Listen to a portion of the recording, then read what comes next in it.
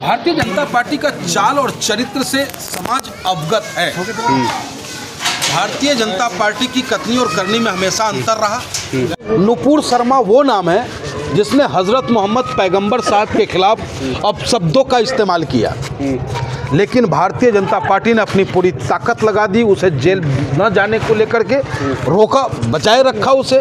और हमेशा से ये हम ऐसे उन्मादी लोगों का ही समर्थक रहा है और चाहता है कि समाज में आपसी भाईचारा जो है तार तार होता रहे और इसकी कुर्सी सुरक्षित रहे। तो आपके माध्यम से मैं अपने हिंदू भाइयों से भी कहना चाहूँगा कि मेरे हिंदू भाई, मुसलमान कोई अफ़गानिस्तान से आके यहाँ नहीं बसा है।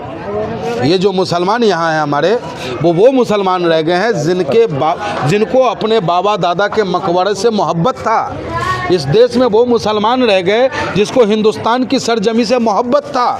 अब वास्तविकता में हमें साबित करना है हम हिंदुओं को कि वाकई हम सच्चे हिंदुस्तानी हैं, कि अपने छोटे भाई को सम्मान दे सकते हैं कि नहीं।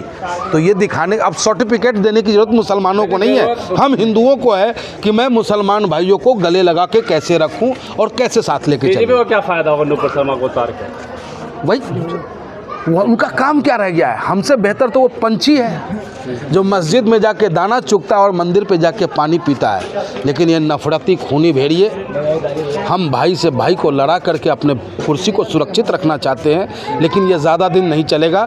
ये अशफाकुल्ला खान और भगत सिंह की धरती है, ये कैप्टन वीर अब्दुल हमीद अब्दुल कलाम की धरती है। यहाँ हिंदू और मुस्लिम एक थाली में खाना खा करके इनकलाब जिंदाबाद करते हैं। अब तानाशाह हो जाए सरकार, तानाशाही हमने देखी नहीं है, इमरजेंसी तो हमने देखी नहीं है, क्योंकि उस वक्त मेरा जन्म भी था तो छोटे थे, 79 में जन्म हुआ था। लेकिन आज अघोषित इमरजेंसी है।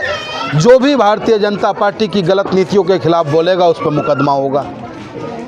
जो भी उसके खिलाफ उसकी सच्चाई दिखाने का काम करेगा उसको मिटिया मिट करने का काम करेगा। और जो पार्टियां हैं, जैसे आज़म खान साहब की एक भाषण लोकसभा में उन्हें उनकी मट्टी पलित करने का काम भारतीय जनता पार्टी ने किया। लेकिन बताओ, समाजवादी कहीं नजर आई? कहीं सड़कों से लेके संसद तक, कोर्ट से लेकर के कानून तक कहीं संघर्ष करता हुआ अगर नजर आया हो तो आप बता दो। तो ये इनकी रणनीति रही है। तो क्या लग रहा है, मुस्लिमों का साथ अब अखिलेश यादव भी नहीं देते हैं? दिया कब है, यही हमें बता दो आप। अगर हम कहेंगे तो आप कहोगे भैया ओवैसी साहब का पंडित है इसलिए बोल रहा है। आप ही बता दो कि किस मोड़ पे, क्या मुजफ्फरनगर में जब दंगा हुआ, हमारी माँ बहनों की आबरू लूटी जा रही थी, तो उस वक्त में क्या सफाई में डांस होना ज़्यादा ज़रूरी था या वहाँ मरहम लगना ज़रूरी था? ये आप हमें बताएं। चाहे वो हिंदू के साथ हुआ हो या मुसलमान के साथ, वो था तो हमारी माँ बहनें ही।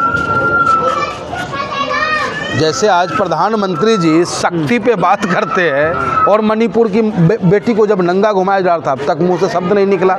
बिल्किस बानो हमारी बेटी, देश की बेटी, उसके बलात्कारियों को बाइज्जत बरी करने का काम करते हैं, वहाँ उनका मुंह नहीं खुलता है। तो भैया इनकी दोहरी नीति रही है और इस दोहरी नीति से हिंदुस्तान की हर माँ बहनों को, हर नौजवानों को सावधान रहने की आवश्यकता है। देश को मजबूत करना है, संविधान को बचाना है, तो पतंग के बटन को दबाना है। आखिर आपने हमसे राजनीति कहवाई थी। आप जैसे कह रहे, बात कहा आपने कि नफरती लोगों को देती है। आपने देखा प्रसादी प्रज्ञा को भी साइड किया, उन्होंने ब्रजभूषण को भी साइड किया।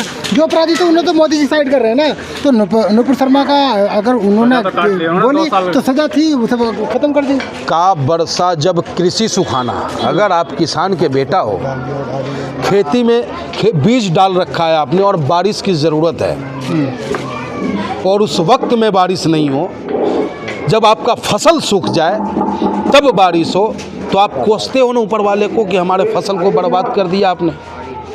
उसी तरीके से ब्रिजभूषण सिंह ने हमारे देश की बेटियों के आबरू के साथ खेला। ब्रिजभूषण सिंह जैसे न जाने कितने दरिंदे हैं और उन सबको उसने ताकत देने का काम किया।